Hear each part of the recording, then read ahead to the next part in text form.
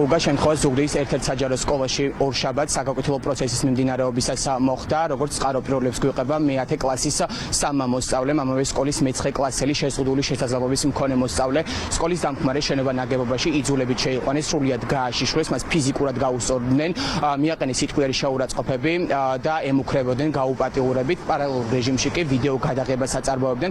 მოხდასთან დაკავშირებით არასრულწლოვანმა მშობლებს უამბო, მეორე დღეს კი მშობლები უკვე სკოლის დირექციაში მივიდნენ, რის შედეგადაც სკოლის დირექცია მიიღო გადაწყვეტილება მიემართა შინაგან საქმეთა სამინისტროსთვის და ახლა ზუგდიდის რაიონული სამმართველო იძიებს მომხდარ ფაქტს. ჩვენ რა თქმა უნდა დილიდან ვიყავით სკოლაში მისულები, თუმცა მასწავლებლები უარყოფის რეჟიმზე არიან გადასულები, უარყოფენ ფაქტს, რომ მსგავსი შემთხვევა მოხდა მათ სკოლაში, თუმცა სკოლის დირექტორი და ზუგდიდის რესურს ცენტრის ხელმძღვანელი მომხდარს გვიდასტურებს, რომ სასწავლო პროცესის მიმდინარეობისას მოხდა შემთხვევა და გვიდასტურებენ იმასაც, რომ გამოძიება საქმეზე დაწყებულია, თუმცა რო გვიყვება ასევე, რომ ეს პირველი შემთხვევა არ არის, როდესაც ამ სკოლაში ბულინგის მსხვერპლი არიან ბავშვები და მე-9 კლასელი ბიჭი 1 წლის განმავლობაში განიცდიდა საკუთარი თანასკოლელების მხრიდან ძალადობას და ბულინგს.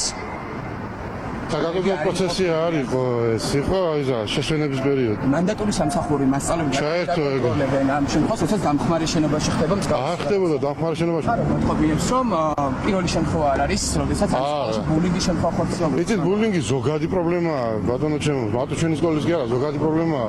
ეხლა მაგას არ გამორიცხავს, ამ სკოლაში, ან სხვა სკოლაში ბულინგი არ არსებობს. დაუპატრების გავლენა. არა, რას ლაპარაკობ. ამ პროცესში მე ჩართულია ეხლა პროცესი გამოძიება მიმდინარეობს და თუ დადგინდა დანაშაული დაიჯება დანაშაული. მანდატური სამსახურმა მიმართა, კი ბატონო. მშობლები ახლა მოსწორებია. კი ბატონო, ეხლა დისციპლინური კომიტეტის იქნება განიხილება ეგ საკითხი და პროკურატურა და პოლიციაც განიხილავს. სამი მოსწავლე ზუსტად არ ვიცი ეხლა, ხო, დაახლოებით ესეა რა. იცავდეს მე-9 არ ვიცი, არაფერი არ ვიცი. არ ვიცი, მე არ ვიცი არაფერი. კო მასწავლებელი ხათ არის სკოლაში? დიახ, მასწავლებელი ვარ. სკოლაში რა ხდება? არ ხათ ინფორმაცია? არ ვიცი. აუცილებლად საგაკეთილო პროცესი არ ეწევიან, ამას არ უნდა დაინტერესდეს მასწავლებელი. და საშინელება ვიცა ეს რაღაცები თუ მოხდა სკოლაში, მე ნამდვილად ძალიან არ არის ამ სკოლაში მსგავსი შემთხვევა. მე პირველად მესმის არ ვიცი, ვერ გეტყვით. აი, საგაკეთილო პროცესო მოსწავლეები არ ეწევიან. არ უნდა მიიღოს ზომები მასწავლებელმა მანდატურმა. საგაკეთილო პროცესი არ იყო ჯერ ეს ერთი და გაკვეთილიც არ ტარდებოდა იმ კლასში. ზარი დაირეკა და იმის შემდეგ იყო.